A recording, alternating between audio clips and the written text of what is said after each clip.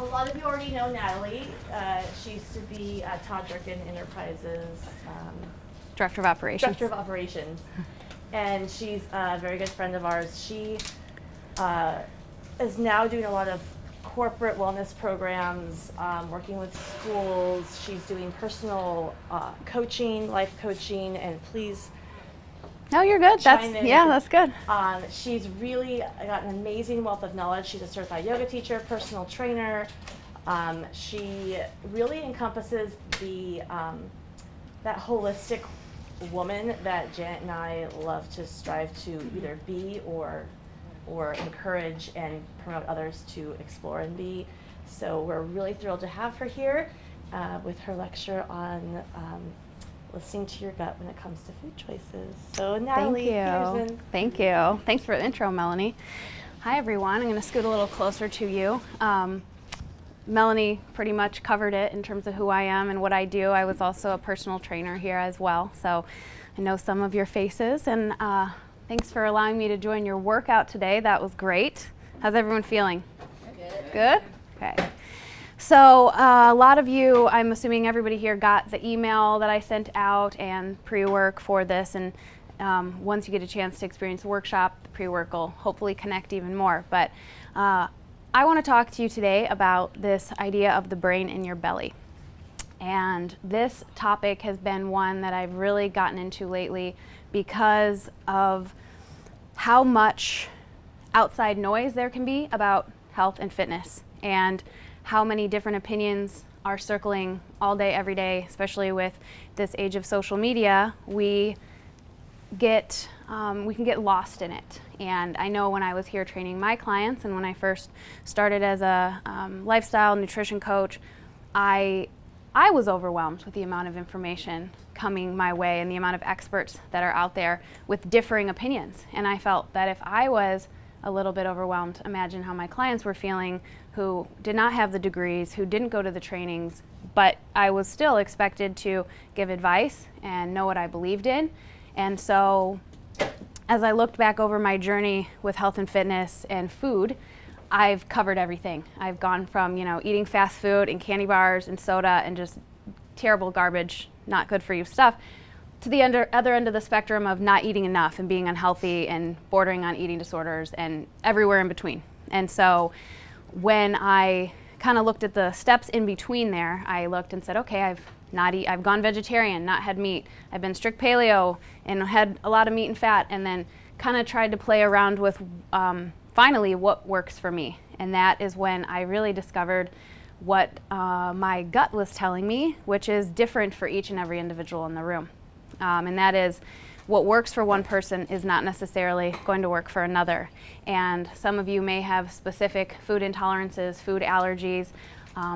Depending on your DNA, you could do better with certain diets versus others. But how do we know what works best for us if we're constantly hearing so many different opinions and we don't even have enough time to implement anything into our lives, let alone figure out what is true for us and what isn't?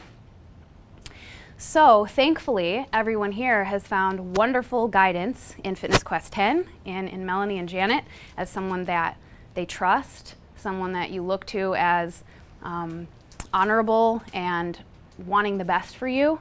And so I am so happy that all of you decided to invest in yourselves with this boot camp, because as individuals, while we want to listen to ourselves and know what's best for us, we do need outside help sometimes. But it's important to make sure we are going to the right people and that we are being selective with who we are following, who we are listening to when it comes to our own health and wellness.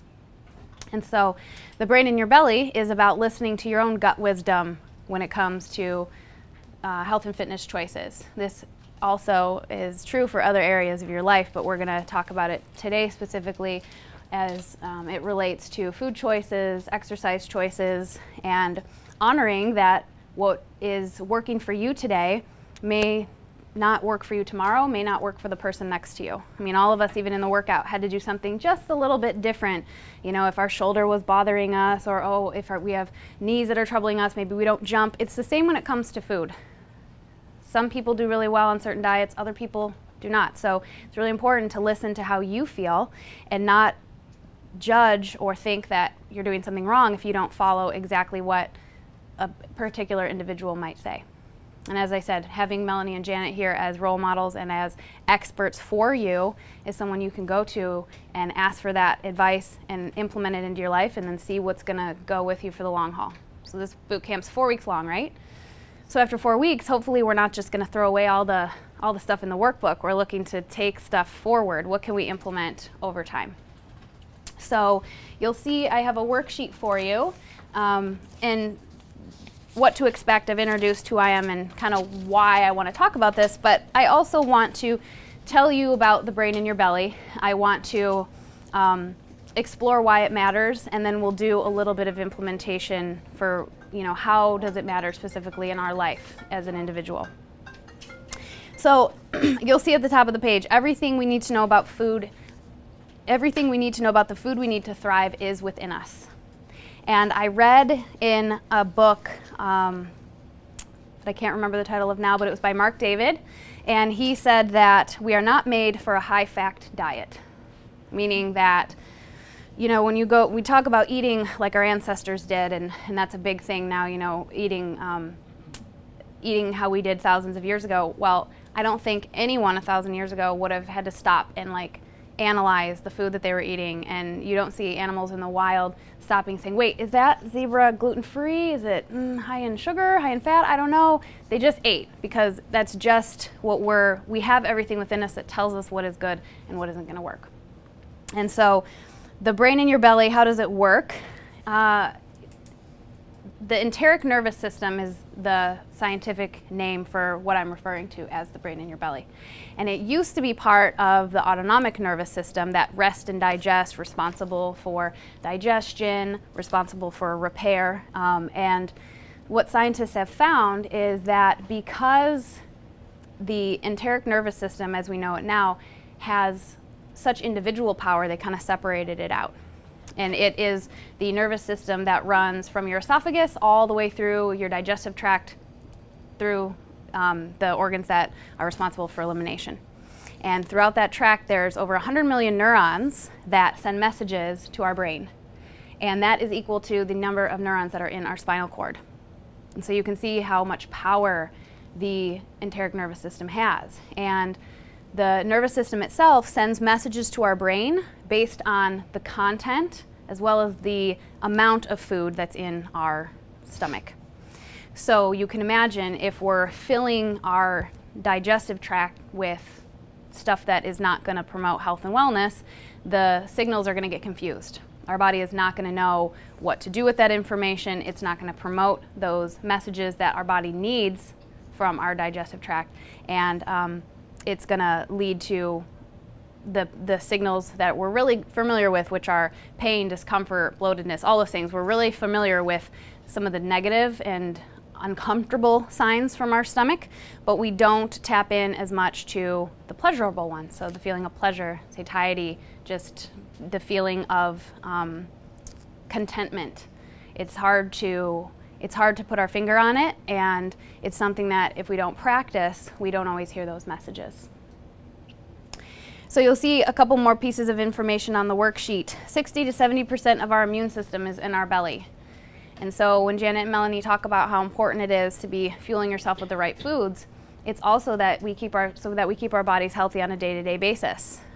If you might know some people, or you may be one of those people that doesn't get sick that often.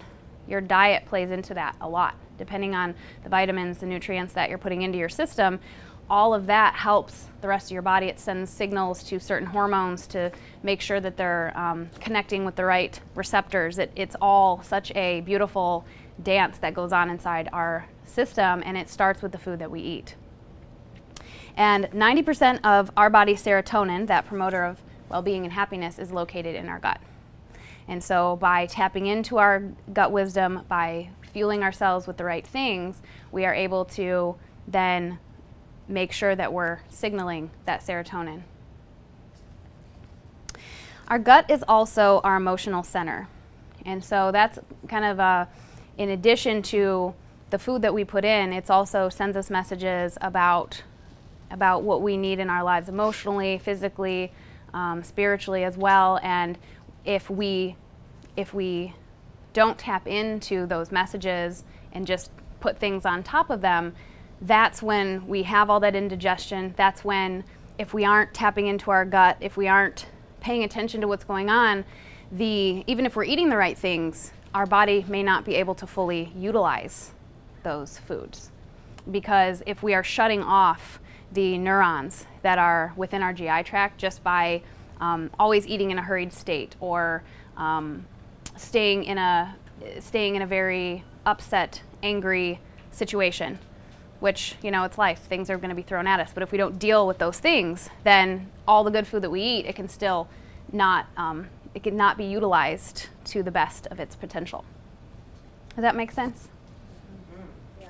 Good. Okay, good. And then lastly here, the brain in our belly is responsible for our intuition, our intuitive reasoning, and our gut feelings. So here in the West, the brain in our head is what we look to for direction. It's, you know, oh, that person's got a good head on their shoulders. You know, they've got you know, they've got smarts. In Eastern culture, the gut is known as the brain. You know, that it's known as, if someone has a good gut, that is known as someone who makes good decisions, somebody who you would look to for guidance. And so I'm encouraging everyone to consider the idea of, instead of just always paying attention to what our brain is telling us, to start listening to what our gut feelings are, to what our intuition might be telling us, because it's built in there for a reason. We are programmed to know what we need, to know what direction we need to go in. And all of us here have had gut feelings, right? You've known something just intuitively. And that's something that human beings across the board, we all have that. And it can be so powerful if we just continue to nourish that, continue to turn it on, and make sure that we don't ignore what our gut is telling us.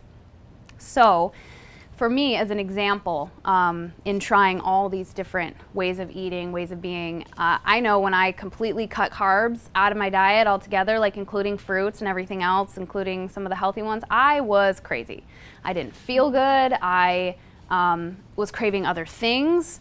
And so for me, I know that doesn't work. I know that I'm a person who needs to have a certain amount of carbohydrates in their diet. It's not going to make me lose weight if I cut all carbs. It might, you know, right in the beginning for a week or so make me feel a little more slim, get rid of some water weight, something like that. But over a long haul, what I've realized for me, what my gut, what my body was telling me is, no, you need to stop listening to, you know, every other diet of the week that's coming out to say, never eat these 5 foods because they'll make you fat, and need to pay attention to what I know that I need. And so I'm sure that some of you are starting to think in your own minds, there's maybe some foods that you haven't touched because, oh my gosh, the sugar in a banana, that's just too much, you know, and I am guilty of that. There's been times when I wouldn't touch them because I was afraid of the sugar content. And I'm not saying there's no validity in that. Trust that all the experts that are out there who have done scientific research on people who have tracked weight loss, who have tracked performance. I'm not saying that stuff isn't valid and true. All I'm saying is that every individual person may need something different. So if you know that you do well on certain things, maybe sprouted grain breads, maybe certain high sugar content fruits, don't feel bad or judge yourself if you have them in your diet. And I don't know if you are experiencing that, but I have done that myself. And what I've realized is that that was so silly. My body was intuitively telling me something. I know what foods make me feel good. I know the foods that make me feel not so good. So I should eat accordingly. And so if you look on the bottom of the sheet, you'll see that on the right-hand side we have emotions there. And we have like an arrow to our emotional center. So our solar plexus chakra right here in the middle. This is our emotional center. This is where the brain in our belly is located, and it's responsible for all these messages from our gut up to our head brain. And as human beings, we experience a wide variety of emotions. We experience anger, happiness, sadness, boredom, apathy, excitement, depression. And when it comes to your lifestyle and trying to not be so emotional, or I don't want to be an emotional eater, or I don't want to do this, or don't want to do that, what we need to understand is we're always going to be emotional. We are human beings. That is part of what makes us a part of the human race, is that we have emotions. But what's important is that we know where those emotions are coming from, and that we deal with those emotions, that we process what's going on, that we process what we're feeling. Because if we just ignore what we're feeling, whether it's intuitively or whether it's a reaction to a situation, and we just ignore that and either try to feed ourselves to get rid of it, or we restrict ourselves to try to get rid of it, either way, it's not helping us feed the brain in our belly, which is going to then nourish our bodies fully and then help us communicate to ourselves about ourselves. And they even did studies when it comes to this enteric nervous system. There's been studies done that talk about the foods we eat and the power of pleasure. Okay, so in this boot camp, you know, I know that Melanie and Janet have given you guys awesome recipes that are delicious. And I know there may be some that you don't like so much. And so there's been studies done that a group of people, half of them were fed a standard Thai diet. So it was people who are from Thailand, and they were fed a standard Thai diet, so they liked the food. They had another group of people who were fed the same things, but they were not native to that culture. So therefore the food to them was kind of they didn't really like it that much.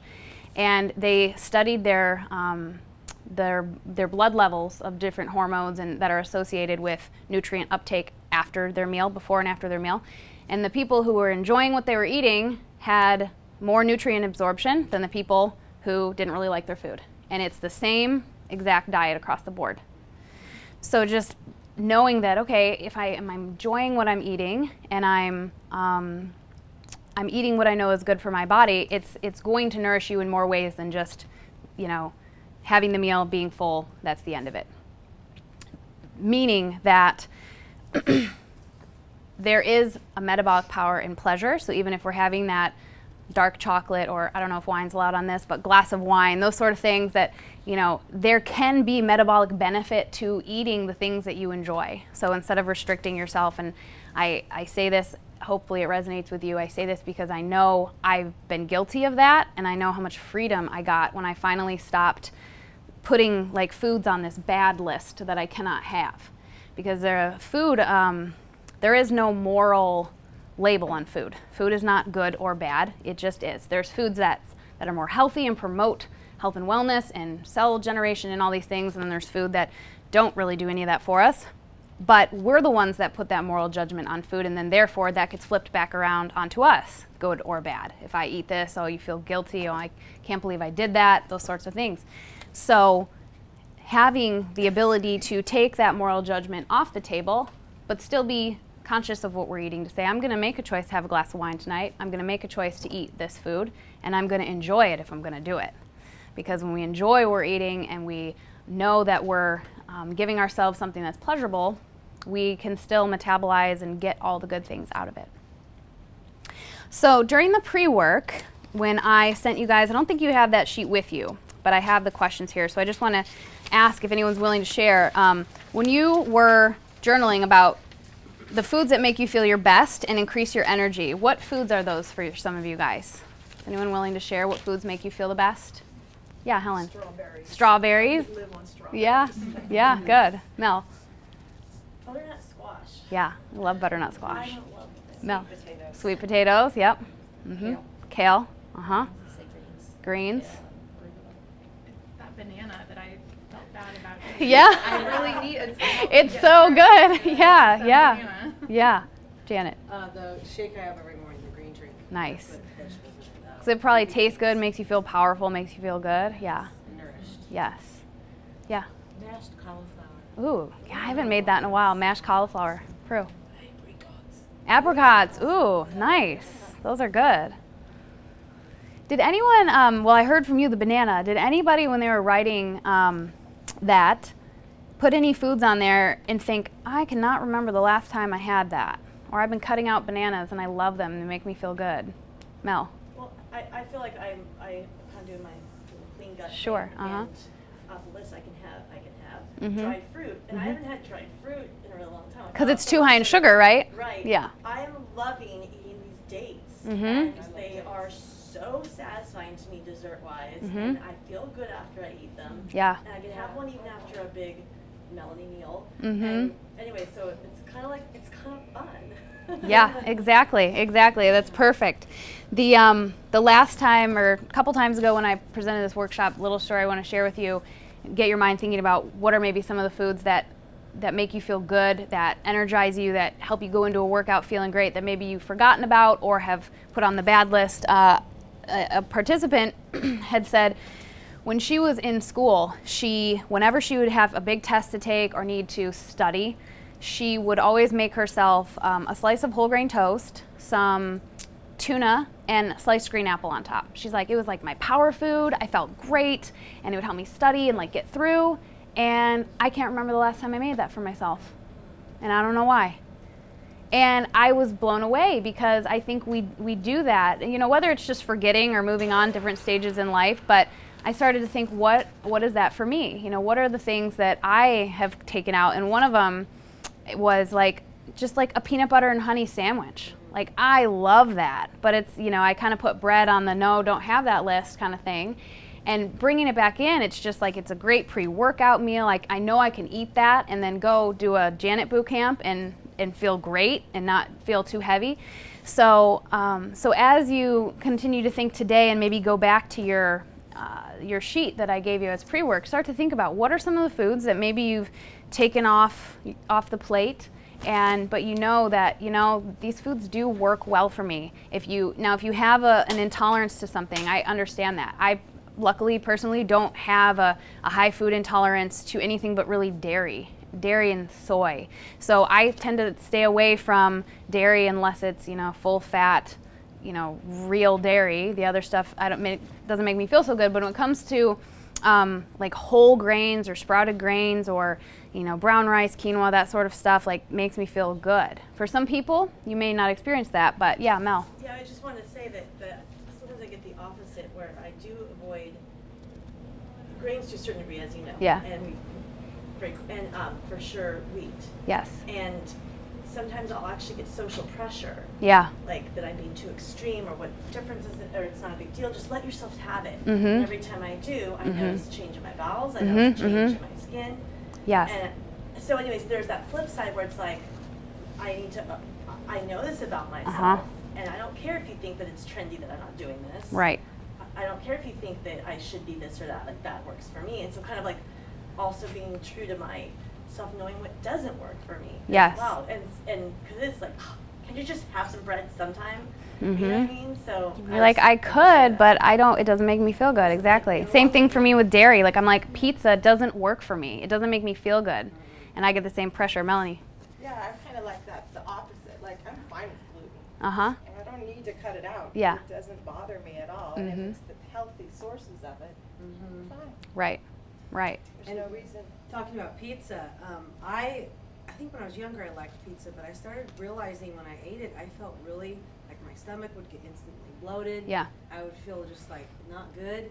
And I started not liking it because of the reaction I would get out of it. Mm-hmm. The taste tasted good to me, but then the way I feel afterwards made it so that I actually don't care for pizza anymore. Yeah, and It's just not that's something similar I to like. what I've experienced too. What you bring up, Melanie, in the back is about the social pressure. That it's interesting. That exact thing came up last couple weeks ago, presenting this workshop, and around the idea of alcohol and making the decision to not drink. And you know, if you're in a boot camp or you're cutting certain things out right now, I'm sure you've gotten some pressure, whether it's at home with your families or going out with friends, and it is hard. And I had a woman who said that, you know, she had decided to stop drinking completely, and at first it was really hard telling people, you know, hey, you know, I'm just not doing that anymore. That's what works for me. And she found that the people that really supported her, really loved her for who she was, it didn't matter, and even kind of maybe jumped on board for a little while and tried it out for like a week or two. And then the people who were not those true friends, sometimes, you know, you let that go, or you don't go out to eat with certain people if it's not fun anymore, if they're just judging what you eat. And I deal with that too, and it's it's challenging when you're trying to do something that works for you, and you're not judging anybody what they're eating or anything like that. You're just trying to quietly get your, get what you want to eat. But it's about staying true to what you need for you. And Melanie, is there any like mantra that you tell yourself or anything that like helps you get through that moment of just being strong and like not being pressured into doing something that you know will make you feel bad? Are you talking about email? Yeah, sorry, Melanie in the back. When Todd calls us too, I'm like, which one? I know, Yeah, well, my mantra is getting stronger, and I think it's just, is it nourishing to me? And I don't mean nourishing like in general, but like I've worked so hard on trying to heal some things on myself, and I just keep thinking, is it nourishing me? Am I going to, how am I going to feel a few days from now? I have to, I mean, as Janet put on the table the other day, like I will actually do more of a superficial, like, I actually will tell myself I'm going to break out more if I eat this. But I know that to be true. Now, however, I also am good about letting guilt go. So that's another thing I work on, like when it does happen, just. Anyways, but just nourish myself. I like that. Will this nourish me? Yeah. Does anyone else experience things like that, like social pressures at the table when you're out to eat, or Diane? Yeah. It's hard. Like my husband and I need very different things. Yeah. So when he's eating very healthy and lots of protein, he'll want very decadent sauces and he'll add a lot of fat. And I just know I can still have a little bit of bread or a little bit of fruit, but those heavy fat sauces just make me feel terrible, and I don't like them. So it's always like, don't drown it or keep some dry, and and so and he's always like, it's fine for you. I'm like, we're different because he can't touch gluten. He really has a gluten intolerance, and has for long before it was popular. Right. So it's just, even within our own home, it's constant, like, don't put that on my meat. Right. Yeah, I won't put gluten on your stuff. And and it's everyone in this room needs something just a little bit different. Yeah. Anyone else have any comments that came up, Janet? Well, it's funny because as a trainer, a lot of people always look at what I'm eating. It's a constant. Or Yeah. if I'm out, they'll cover their food. Yeah. It's like this automatic thing that I'm like judging their food. I'm not. I don't even care. Yeah. But so there's that automatic kind of like thing that happens. And sometimes if they'll see I'm eating something that isn't necessarily like perfect, they're like, oh, like shocked and having a heart attack. And it's like, I'm actually human. Yeah. And I know how to actually say, I can have a little bit of this. And I eat an 80-20 diet, sometimes 90-10, depending on what we're doing, what I'm doing. But like, I don't deprive myself of certain things. And there are certain days I will eat some stuff. And I'm not like, I'm not ashamed anymore. I used to be ashamed and like hide and, like say, oh, I never eat that. Or sometimes I would never eat that. Yeah. But I'm not doing that anymore. What made it change for you? Getting older. Yeah. Older. Turning 40. Yeah. I would I say, just, no more apologies. Well, I have the same thing. People are like, what are you eating? What are you eating? Yeah. I'm like, you know what? I'm 45. If I want a glass of wine and Yeah. a steak, what do I want to eat? Like a little anorexic and not enjoy? Like it's, when it's all over, it's gonna be. And so there has to be enjoyment in your eating. And did either of you like gain weight when you decided to do this? No. If anything, actually healthier. Yes. And more in shape, to be honest, because it wasn't like this battle anymore. And there isn't an overindulgence. Like I'm like, going crazy.